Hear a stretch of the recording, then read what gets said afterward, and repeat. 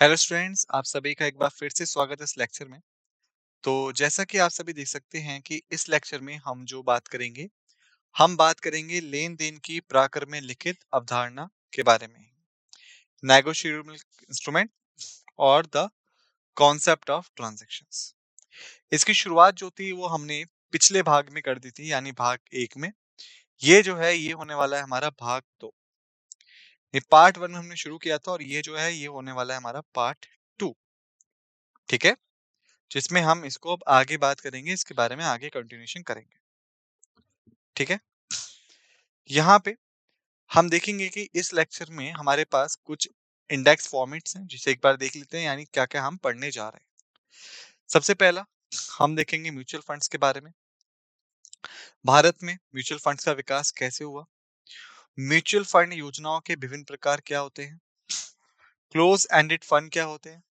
Funds को equity fund, date funds और विशेष fund में वर्गीकृत कैसे किया जाता है? विशेष फंड के 4 प्रकार क्या होते हैं? Equity linked tax saving schemes क्या होती हैं? हैज फंड्स क्या होते हैं? म्यूचुअल फंड्स के 5 घटक क्या होते हैं? एनएवी क्या होता है? चेक और इसके प्रकार क्या होते हैं? चेक की परिभाषा क्या होती है? चेक लेन-देन में कौन-कौन से पक्ष होते हैं? विभिन्न प्रकार की क्रॉसिंग क्या होती है? इसके पश्चात गैर प्रतिगामी क्रॉसिंग क्या होती है? खाता धारक क्रॉसिंग क्या होती है? चेक ट्रांजैक्शन क्या होते हैं? चेक ट्रंकेशन क्या होता है? Not transaction. चेक मानकीकरण और 2010 के क्या मानक थे वो हम देखेंगे। आईआरडी क्या होता है वो हम देखेंगे। समर्थन हम देखेंगे। पूर्ण समर्थन देखेंगे। प्रतिबंधक प्रतिजात्मक समर्थन हम देखेंगे और अंत में हम देखेंगे सारांश। यानी हम बात करेंगे म्यूचुअल फंड्स के बारे में, evolution of mutual funds in India के बारे में, different types of mutual fund schemes के बारे में, क्लोज एंडेड फंड्स के बारे में, funds classified into equity funds, debt fund, special funds इसके बारे में, स्पेशल फंड्स फॉर 4 टाइप्स के बारे में, equity linked tax saving schemes के बारे में, हैज फंड्स के बारे में, 5 कॉन्स्टिट्यूएंट्स इन म्यूचुअल फंड्स के बारे में, एनएवी के बारे में, चेक्स एंड इट्स टाइप्स के बारे में,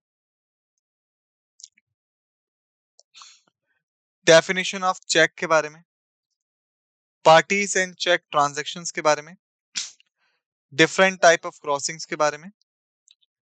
इसके बाद हम देखेंगे नॉट नेगोशिएबल क्रॉसिंग के बारे में, अकाउंट पे क्रॉसिंग के बारे में, चेक ट्रंकेशन के बारे में, चेक स्टैंडर्डाइजेशन एंड 2010 स्टैंडर्ड्स के बारे में, आईआरडी के बारे में, एंडोर्समेंट के बारे में, एंडोर्समेंट इन फुल के बारे में, रेस्ट्रिक्टिव एंडोर्समेंट के बारे में और अंत में हम देखेंगे इन सभी की समरी। ठीक है, तो ये जो है ये होने वाला है हमारा पाथ ऑफ एक्शन, डिस्कशन करने का प्रकार। लेकिन शुरुआत करने से पहले हर बार की तरह हमारे पास एक छोटा सा डिस्क्लेमर है, जिसे हमारे लिए समझना बहुत जरूरी है। इसे समझने के पश्चात ही हम आगे बढ़ेंगे। So disclaimer is like that the images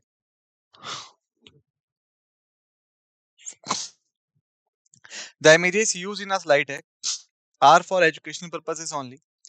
We respect the intellectual property rights of the original creators and owners of these images. If you are the owner of any of the images used in this deck and have any concerns or issues, please contact us at sathi@iitk.ac.in and we shall remove the images. आज सवीकरण हमारे slide deck में उपयोग की गई छवियां केवल शैक्षिक उद्देश्यों के लिए हैं। हम इन छवियों के मूल रचनाकारों और मालिकों के बौद्धिक संपदा अधिकारों का सम्मान करते हैं। यदि आप इस डेक में उपयोग की गई किसी भी छवि के मालिक हैं और आपको कोई चिंता या मुद्दे हैं, तो कृपया हमसे sathi@iitk.ac.in पर संपर्क करें और हम इन छवियों को हटा दें। ठीक है, अब आइए शुरुआत करते हैं इस लेक्चर की। सबसे पहले हम देखते हैं म्यूचुअल फंड्स को।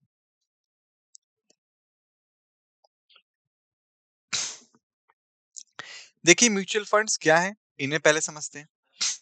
यह एक पेशेवर प्रबंधित ट्रस्ट है जो कई निवेशकों की बचत को एकत्रित करता है और उन्हें stocks, bonds, short term money markets instruments और कमोडिटीज जैसी प्रतिभूतियों में निवेश करवाता है। यह सतर्क निवेशक के लिए सबसे उपयुक्त निवेश है क्योंकि ये अपेक्षाकृत कम लागत पर एक विविध पेशेवर प्रबंधित प्रतिभूति की टोकरी में निवेश करने का अवसर प्रदान करता है। ठीक है, यानी हम ये कह सकते हैं, मान लीजिए अगर कोई गवर्नमेंट सिक्योरिटी 10 लाख रुपए की है और आपके पास सिर्फ 1 लाख रुपए है, तो आप म्यूचुअल फंड में पार्टिसिपेट करके उस गवर्नमेंट सिक्योरिटी को खरीद सकते हैं जो कि रिस्क फ्री भी होगा, क्योंकि आप देंगे 1 लाख रुपए, बाकी के जो 9 लाख रुपए हैं वो बाकी लोग देंगे। यानी कुल मिला के आप ये साइकिल देख सकते हैं एक तरीके से। इन्वेस्टर्स यानी आपके जैसे ही लोग जिनके पास पर्याप्त मात्रा में धन नहीं है किसी भी सिक्योरिटी को खरीदने के लिए, या फिर वो किसी प्रकार का कोई रिस्क उस पे लेना नहीं चाहते, तो ठीक है, वो सब क्या करते हैं, अपना पैसा मिला के दे देते हैं फंड मैनेजर को। फंड मैनेजर उस पैसे का इस्तेमाल करता है सिक्योरिटीज को खरीदने में। ठीक है, सिक्योरिटीज को खरीदने में, और क्योंकि सिक्योरिटीज जो हैं वो कुछ ना कुछ बदले में देती हैं, रिटर्न्स देती हैं, तो ये सिक्योरिटीज जो हैं ये रिटर्न जनरेट करेंगी और वही रिटर्न मिलेगा किसको, इन्वेस्टर को वापस। ठीक है, इस प्रकार से म्यूचुअल फंड काम करता है। यहाँ पे रिस्क कम है क्योंकि आप पूरा पैसा नहीं लगा रहे हैं, कुछ पैसे ही लगा रहे हैं। और दूसरी बात कि यहाँ पे पेशेवर प्रबंधित ट्रस्ट है,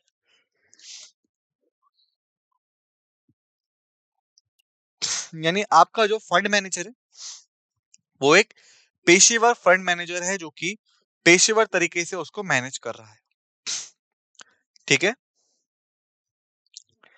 फिर म्यूचुअल फंड कैसे स्थापित किया जाता है, अब हम बात करें इसकी। असल में इसे एक ट्रस्ट के रूप में स्थापित किया जाता है जिसमें एक प्रायोजक, ट्रस्टी और एज एसोसिएट मैनेजमेंट कंपनी होती है, यानी असेट मैनेजमेंट कंपनी से हम शॉर्ट में एएमसी के नाम से भी जानते हैं। ट्रस्ट को एक प्रायोजक द्वारा स्थापित किया जाता है जो एक कंपनी के प्रमोटर की तरह होता है, और उक्त ट्रस्ट को भारतीय प्रतिभूति विनिमय बोर्ड के साथ एक म्यूचुअल फंड के रूप में पंजीकृत किया जाता है। देखिए, भारत में जो भी शेयर, सिक्योरिटी, बॉन्ड्स को खरीदने और बेचने का बाजार है या जो भी चीजें हैं, उसे कौन कंट्रोल करता है? उसे कंट्रोल करा जाता है securities and exchange board of India के द्वारा, सेबी के द्वारा। ठीक है, तो सेबी के साथ रजिस्ट्रेशन बहुत जरूरी है। जब तक सेबी के साथ रजिस्ट्रेशन नहीं होगा तब तक चीजें जो है वो पूरी तरीके से नहीं होंगी। ठीक है, इसलिए इसे सेबी के साथ रजिस्टर किया जाता है, पंजीकृत किया जाता है। आइए अब आगे बढ़ते हैं। अब हम बात करते हैं कि म्यूचुअल फंड्स का भारत में विकास आखिर हुआ कैसे था, ये इवॉल्व हुए कैसे थे। तो देखिए, भारत में म्यूचुअल फंड उद्योग की जो शुरुआत थी, इस उद्योग की, वो असल में 1963 में यूनिट ट्रस्ट ऑफ इंडिया के साथ गठन के साथ हुई थी। ठीक है, यूनिट ट्रस्ट ऑफ इंडिया को भारत सरकार और भारतीय रिजर्व बैंक की पहल के साथ शुरू किया गया था। भारतीय सरकार और भारतीय रिजर्व बैंक की पहल के साथ यूनिट ट्रस्ट ऑफ इंडिया को साल 1963 में। ओके, वहीं पे 1987 में गैर यूटीआई सार्वजनिक क्षेत्र के म्यूचुअल फंड्स की प्रविष्टि हुई, जिन्हें सार्वजनिक क्षेत्रों के बैंकों जैसे कि भारतीय जीवन बीमा निगम और भारतीय सामान बीमा निगम द्वारा स्थापित किया गया था। एसबीआई का म्यूचुअल फंड भारत का पहला गैर यूटीआई म्यूचुअल फंड था जिसे जून 1987 में स्थापित किया गया। इसके पश्चात LIC ने जून 1989 में अपना म्यूचुअल फंड स्थापित किया, जबकि GIC ने दिसंबर 1990 में अपना म्यूचुअल फंड स्थापित किया। अब इसको यदि हम समझे अच्छे तरीके से तो हम ये कह सकते हैं कि भारत में असल में जो म्यूचुअल फंड उद्योग की शुरुआत थी वो भारत सरकार और भारतीय रिजर्व बैंक की एक पहल के साथ हुई, जिसका नाम था यूनिट ट्रस्ट ऑफ इंडिया। सबसे पहले इसको बनाया गया जिसने म्यूचुअल फंड्स की शुरुआत की। फिर क्या होता है, 1987 जून का वो महीना था जब सार्वजनिक क्षेत्र के बैंक या फिर पब्लिक सेक्टर के बैंक, इन्होंने भी म्यूचुअल फंड में हिस्सेदारी लेना शुरू कर दिया, पार्टिसिपेशन शुरू कर दिया। सबसे पहला था SBI म्यूचुअल फंड। ठीक है, SBI म्यूचुअल फंड सबसे पहला फंड बनता है जो कि बैंक द्वारा स्थापित था और गैर यूटीआई था। ठीक, इसके पश्चात ही LIC ने जो 1989 में अपना खुद का म्यूचुअल फंड स्थापित किया और GIC ने दिसंबर 1990 में अपना म्यूचुअल फंड स्थापित किया। ठीक, इस तरीके से अब तक जो सरकारी आप कह सकते हैं हस्तक्षेप था म्यूचुअल फंड्स में वो बहुत ज्यादा था। अब आता है आपका 1993। 1993 में पहले म्यूचुअल फंड विनियम आए जिसके तहत सभी म्यूचुअल फंड्स को यूटीआई को छोड़कर पंजीकृत और शासित किया जाना था, वो लाया गया। और पूर्ववर्ती कोठारी पायनियर, जिसे बाद में फ्रैंकलिन टेम्पलेटन के साथ विलय कर दिया गया, ये पहला निजी क्षेत्र का म्यूचुअल फंड था, जुलाई 1993 में पंजीकृत किया गया। ठीक है, यानी 1993 में ही आपका पहला प्राइवेट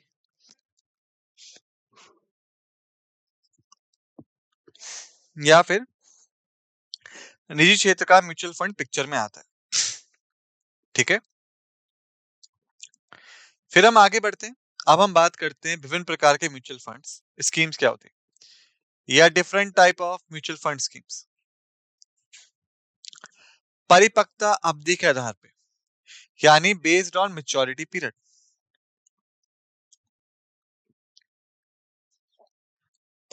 सबसे पहला ओपन एंडेड फंड।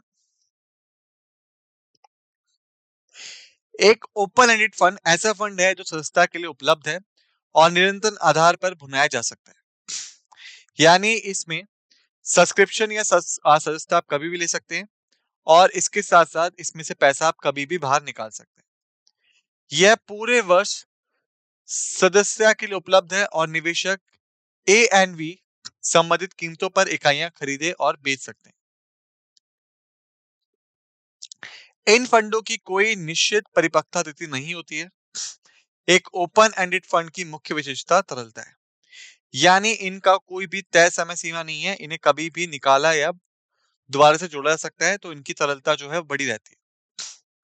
ठीक है, फिर आता है क्लोज एंडेड फंड। अब हम बात करें क्लोज एंडेड फंड की।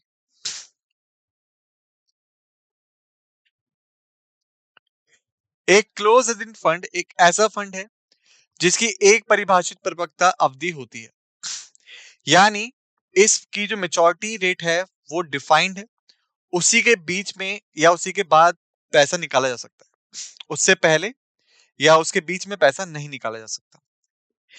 यह फंड प्रारंभिक लॉन्च के समय की निर्दिष्ट अवधि के लिए सदस्यता के लिए खुले होते हैं, यानी जब भी आप इसको सब्सक्राइब करते हो या इसकी सदस्यता लेते हो तो लगभग कुछ समय के लिए 6 महीने के लिए, 8 महीने के लिए, 1 साल के लिए या किसी भी साल के लिए, इतने साल के लिए आपको इसका सदस्य बन के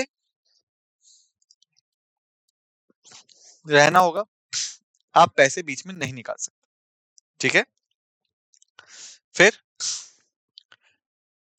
फंड्स को इक्विटी फंड्स, डेट फंड्स और विशेष फंड में वर्गीकृत किया जाता है। इक्विटी फंड्स की अगर बात करें, मुख्य रूप से स्टॉक में निवेश करते हैं और स्टॉक का एक शेयर किसी कंपनी में स्वामित्व की एक इकाई का प्रतिनिधित्व करता है, यानी ये मेनली स्टॉक मार्केट में डील करते हैं जहां पे शेयर खरीदने की वजह से फंड के पास उस कंपनी का मालिकाना हक भी आ जाता है। फिर डेट फंड्स। डेट फंड्स आपके दो प्रकार के होते हैं, अर्थात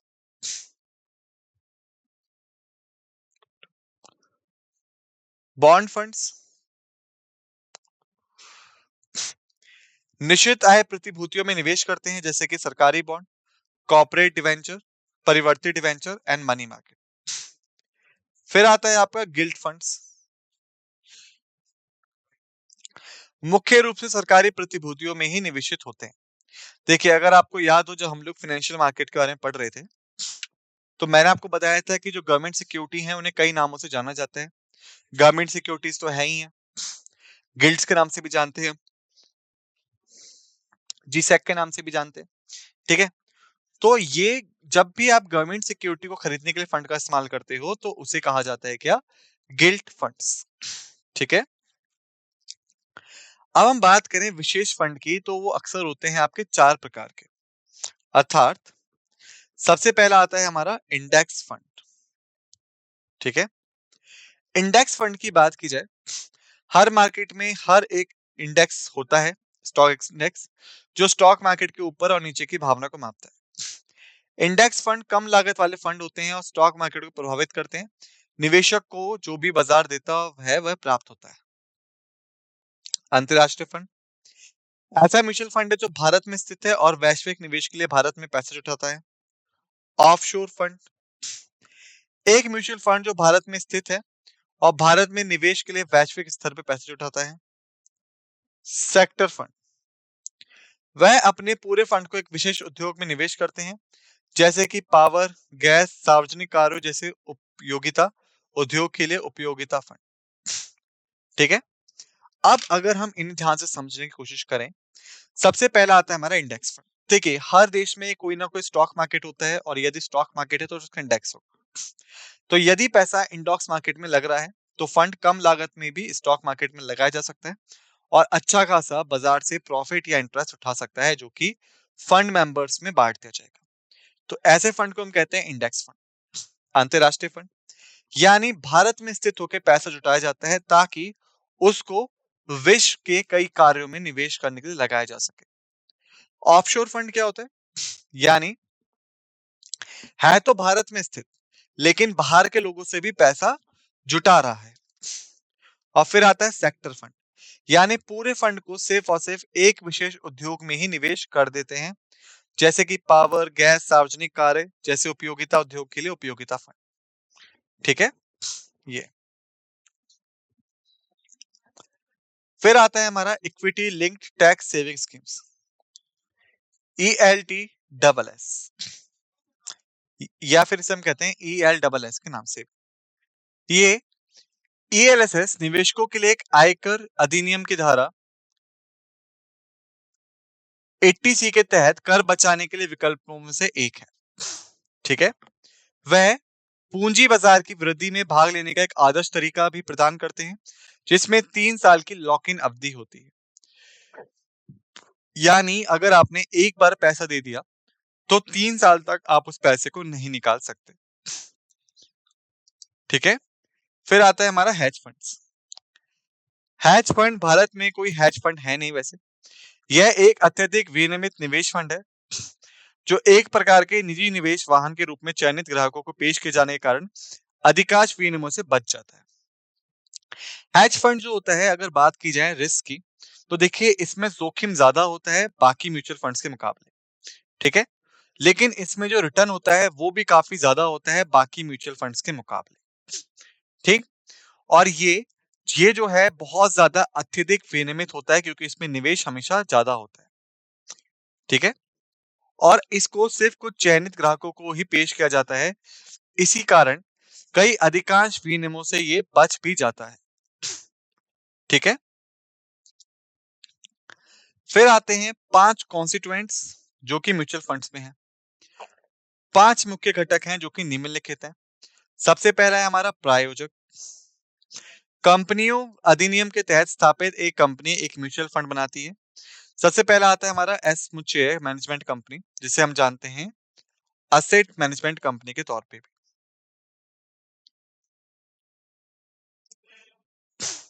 म्यूचुअल फंड में निवेश के लिए पैसे का प्रबंधन करने और म्यूचुअल फंड्स की योजनाओं को नियमों के अनुसार संचालित करने के लिए कंपनियों अधिनियम के तहत पंजीकृत एक इकाई निवेशकों के पैसे का निवेश और प्रबंधन करने की जिम्मेदारी निभाती है।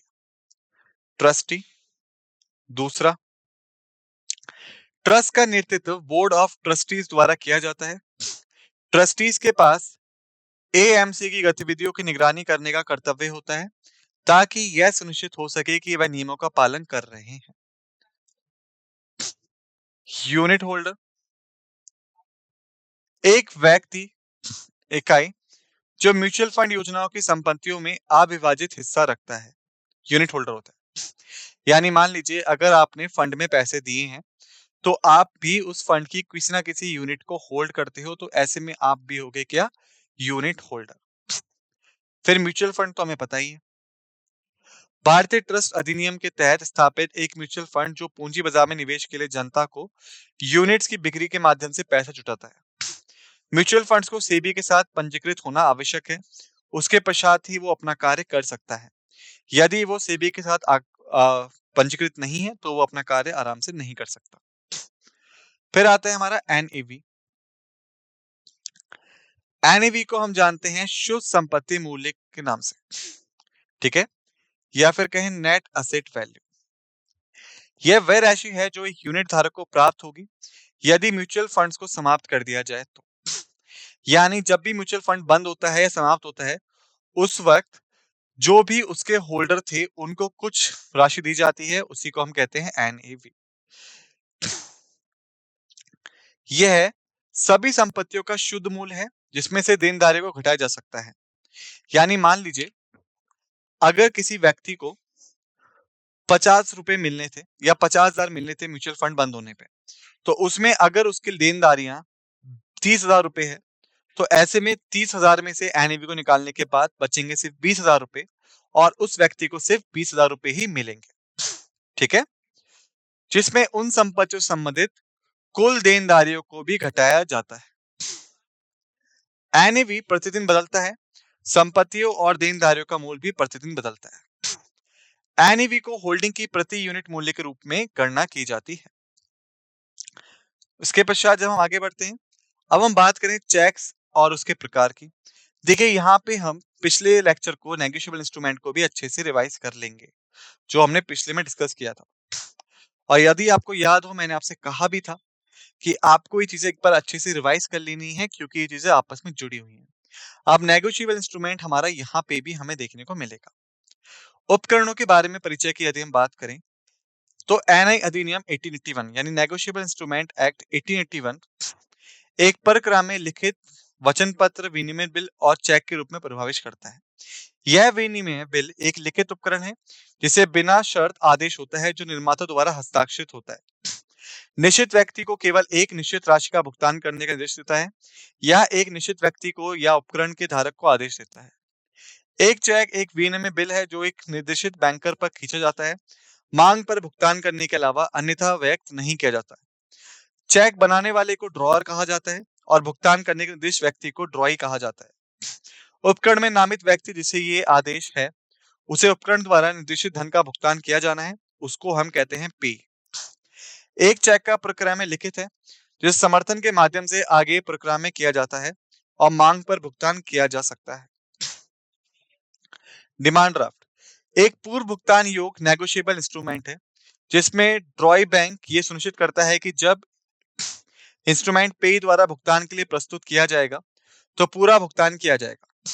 डिमांड ड्राफ्ट को एक निश्चित केंद्र पर बैंक की एक निश्चित शाखा पर देय बनाया जाता है। उसके पश्चात बैंकर चेक एक और भुगतान उपकरण है जिसका उपयोग बैंक अपने ग्राहकों की ओर से भुगतान दायित्व को निपटाने के लिए करते थे। इस उपकरण की पूरी मूल्य की गारंटी बैंक द्वारा दी जाती है और यह डिमांड ड्राफ्ट के समान है। ट्रैवल्स चेक नकदी ले जाने के लिए एक सुरक्षित और सुविधाजनक विकल्प है। यह पूर्व भुगतान उपकरण होते हैं जो निश्चित संप्रदाय में उपलब्ध होते हैं। ट्रैवलर्स चेक के धारक को खरीद के समय और भुगतान करने या उसकी प्राप्ति के समय व्यापारी प्रतिष्ठान की उपस्थिति में इस उपकरण का हस्ताक्षर करने की आवश्यकता होती है। इसके बाद चेक की परिभाषा क्या है? चेक को एनआई अधिनियम की धारा 6 में इस प्रकार परिभाषित किया गया है। यह एक प्रकार का विनिमय बिल है जो एक निर्दिष्ट बैंकर पर खींचा जाता है और ये मांग पर देय होता है। एक निर्दिष्ट बैंकर पर खींचा गया है और एक ट्रंकेटेड चेक की इलेक्ट्रॉनिक छवि को कानून के तहत मान्यता प्राप्त है। यानी सूचना प्रौद्योगिकी अधिनियम 2002 के डिजिटल हस्ताक्षरों और इलेक्ट्रॉनिक हस्तांतरण को भी मान्यता प्राप्त है, उसको भी मान्यता देता है। अब हम बात करें पार्टीज जो कि ट्रांजैक्शन में इन्वॉल्व हैं। चेक लेन-देन में अक्सर 3 पक्ष होते हैं, ड्रॉअर और पे। ड्रॉयर, चेक बनाने वाला, व्यक्ति जो चेक जारी करता है या बैंक के साथ खाता रखता है। ड्रॉई, व्यक्ति से चेक के खिलाफ भुगतान करने का निर्देश दिया जाता है। चेक के मामले में यह बैंक होता है। पे, व्यक्ति जिसका नाम चेक में उल्लिखित होता है या जिसे ड्रॉई भुगतान करता है। अब हम बात करते हैं पार्टीज इन चेक ट्रांजैक्शन। अन्य बिंदु, एंडोर्सर, वह व्यक्ति जो अपने अधिकार को दूसरे व्यक्ति को हस्तांतरित करता है। एंडोर्सी, वह व्यक्ति से अधिकार हस्तांतरित किया जाता है। चेक के प्रकार क्या है? Open bearer cheque, cross cheque, ante dated cheque, post dated cheque, stale cheque. सबसे पहले हम बात करते हैं ओपन बीरर चेक के बारे में। इस प्रकार के चेक ड्रॉअर के लिए जोखिम भरे होते हैं। जब चेक पे बीरर शब्द को क्रॉस या रद्द नहीं किया जाता है तो चेक को बीरर चेक कहा जाता है। यह उस व्यक्ति को देय होते हैं जो साधन में निर्देशित होता है या कोई भी व्यक्ति जो इसे धारण करता है और काउंटर पर भुगतान के लिए प्रस्तुत करता है। यदि चेक खो जाता है तो जो व्यक्ति इसे पाता है वह चेक से भुगतान प्राप्त कर सकता है। धारक चेक, जब चेक पे लिखा हुआ शब्द धारक काट दिया जाता है या रद्द कर दिया जाता है तो ये धारक चेक बन जाता है। यह चेक में जिस व्यक्ति या किसी अन्य को भुगतान योग्य होता है जिसे यह समर्थित किया गया हो। क्रॉस चेक, खाता धारक चेक, वह व्यक्ति जो चेक जारी करता है यह लिखता है इसे धारक चेक के रूप में निर्दिष्ट करते हैं और बस चेक के ऊपर बाईं और बीच में या दाईं और 2 समांतर रेखाएं बनाकर। इस प्रकार का चेक काउंटर पर नकद नहीं किया जा सकता है। इसे सबसे सुरक्षित प्रकार का चेक माना जाता है। इसे केवल उस व्यक्ति के खाते में जमा किया जा सकता है जिसका नाम चेक में उल्लिखित है। Parties in transactions. पूर्व तिथि चेक, भुगतान के लिए प्रस्तुत की गई तिथि से पहले की तिथि वाला चेक पूर्व तिथि चेक के रूप में जाना जाता है। सभी प्रकार के चेक जारी करने की तिथि या चेक पर लिखित तिथि से 3 महीने के लिए मान्य होते हैं। पार्श्व तिथि चेक, वह चेक जिसकी तिथि भविष्य में आने वाली है जिसे पार्श्व तिथि चेक कहा जाता है। चेक का सम्मान केवल चेक पर लिखी तिथि 3 महीने तक के दिन या उसके बाद किया जाता है। अब इसके बाद बासी चेक क्या होता है? एक चेक 3 महीने के बाद बासी हो जाता है जब चेक पर लिखी तारीख से 3 महीने बीत जाते हैं और एक बासी चेक को बैंक द्वारा सम्मानित नहीं किया जा सकता। चेक का क्रॉसिंग क्या है?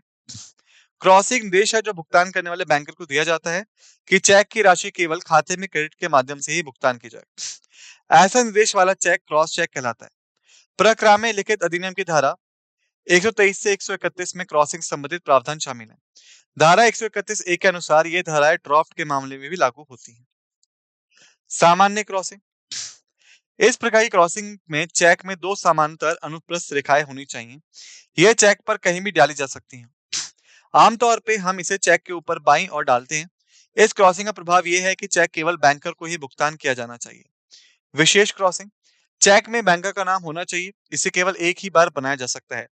इस क्रॉसिंग का प्रभाव यह है कि चेक केवल उस बैंकर को ही भुगतान किया जाना चाहिए जिसे क्रॉस किया गया है। कृपया ध्यान दें कि विशेष क्रॉसिंग को सामान्य क्रॉसिंग में परिवर्तित नहीं किया जा सकता। गैर प्रक्रमिक क्रॉसिंग, इस प्रकार की क्रॉसिंग में चेक और गैर प्रक्रमिक शब्द दोनों होने चाहिए। चेक को सामान्य विशेष रूप में क्रॉस किया जाना चाहिए। इस क्रॉसिंग का प्रभाव यह है कि चेक फिर से प्रक्रम में हस्तांतरित रहता है और हस्तांतरणीय का शीर्षक हस्तांतरित शीर्षक से बेहतर नहीं होगा। खाता धारक क्रॉसिंग, इसे प्रतिबंधक क्रॉसिंग भी कहा जाता है। चेक में धारक या केवल खाता धारक शब्द होना चाहिए। चेक को सामान्य या विशेष रूप से क्रॉस किया जाना चाहिए। इस प्रकार की क्रॉसिंग का प्रभाव यह होता है कि चेक अब और अधिक प्रक्रम में नहीं रहता है। चेक ट्रंकेशन क्या होता है?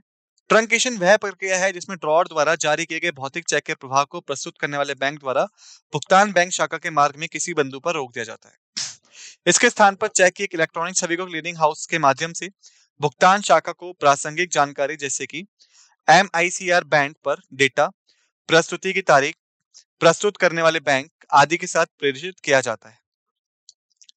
चेक ट्रंकेशन चेकों के संग्रह की प्रक्रिया को तेज करता है और जिससे ग्राहकों को बेहतर सेवाएं मिलती हैं। प्रारंभ में उपकरण को नुकसान की संभावना कम होती है। चेकों के संग्रह की लागत कम होती है और सुलह संबंधी और लॉजिस्टिक संबंधी समस्याओं को दूर करता है जिससे पूरे सिस्टम को लाभ होता है। अब हम बात करें चेक स्टैंडर्डाइजेशन एंड 2010 स्टैंडर्ड्स को। चेक फर्म, पत्तों के आकार, MCR बैंड, कागज की गुणवत्ता आदि के संदर्भ में मानकीकरण चेक प्रसंस्करण में मशीनीकरण के सक्षम बनाने वाले प्रमुख कारकों में से एक है। देश भर में बैंकों द्वारा जारी किए गए चेकों के मानकीकरण को प्राप्त करने की दिशा में बेंचमार्क निर्धारित किए गए हैं, जैसे कि कागज की गुणवत्ता, वाटरमार्क, अधिशासी बैंकों का लोगो, वॉइड फोटोग्राफ आदि। और चेक पर फील्ड प्लेसमेंट का मानकीकरण सुरक्षा सुविधाओं में समानता से चेक धोखाधड़ी के खिलाफ निवारक के रूप में कार्य करने की उम्मीद है, जबकि चेक फॉर्म पर फील्ड प्लेसमेंट का मानकीकरण optical image character recognition machine के उपयोग से सीधे थ्रू प्रोसेसिंग के सक्षम करेगा। बेंचमार्क प्रिस्क्रिप्शन को सामयिक रूप से सीटीएस 2010 मानक के रूप में जाना जाता है। अपने ग्राहकों को चेक की सुविधा प्रदान करने वाले सभी बैंकों को केवल सीटीएस 2010 मानक के चेक के जारी करने की सलाह दी गई है। आईआरडी क्या होता है? सीटीएस के तहत छवि को कैप्चर करने के बाद भौतिक चेक को प्रस्तुत करने वाले बैंकों के साथ संग्रहित किया जाएगा। यदि लाभार्थी या कोई अन्य संबंधित व्यक्ति उपकरण की आवश्यकता हो, तो भुगतानकर्ता बैंक अपनी प्रमाणीकरण के तहत छवि की एक प्रति जारी कर सकता है, जिसे छवि प्रस्थापन दस्तावेज कहा जाता है। यह पुनः प्रस्तुत करने के लिए मूल चेक का कानूनी रूप से मान्यता प्राप्त प्रस्थापन है। एंडोर्समेंट धारा 15 के अनुसार समर्थन करने का अर्थ है किसी वाद्य यंत्र के सामने या पीछे, यहां तक कि कागज जिसे अलाउंस या मुद्रांकित कागज कहा जाता है, हस्ताक्षर करना एक प्रक्रम साधन को बातचीत अगले व्यक्ति को स्थानांतरित करने के उद्देश्य से। एंडोर्समेंट इन फुल यदि एक समर्थनकर्ता अपने नाम पर हस्ताक्षर करता है और साधन में उल्लिखित राशि को एक निर्दिष्ट व्यक्ति को या उसके आदेश पर भुगतान करने के उद्देश्य से जोड़ता है, तो समर्थन को पूर्ण कहा जाता है। रिक्त समर्थन को पूर्ण में परिवर्तित किया जा सकता है। रेस्ट्रिक्टिव एंडोर्समेंट जब एक समर्थन साधन की आगे की विनियोगता को प्रतिबंधित या सीमित करता है, तो इसे प्रतिबंधित समर्थन कहा जाता है। शब्द केवल आशीष को भुगतान करे या मेरे उपयोग के लिए आशीष को भुगतान करे या फिर बी के खाते के लिए आशीष को भुगतान करे, ये प्रतिबंधकात्मक समर्थन के मामले हैं। हमने यहाँ पे विषय को समाप्त कर लिया है। यदि बात की जाए सारांश की, हमने म्यूचुअल फंड्स को देखा जिसमें उसकी परिभाषा देखी, संरचना देखी जैसे प्रायोजक, ट्रस्टी या फिर एसेट मैनेजमेंट कंपनी। भारत में इतिहास देखा 1960, 1987, 1993 को। प्रकार देखे open ended funds, close ended funds को। निवेश श्रेणियां देखी equity funds, rate funds, bond funds, gilt funds. विशेष निधियां देखी सूचांक निधियां, अंतरराष्ट्रीय निधियां, ऑफशोर निधियां, क्षेत्र निधियां।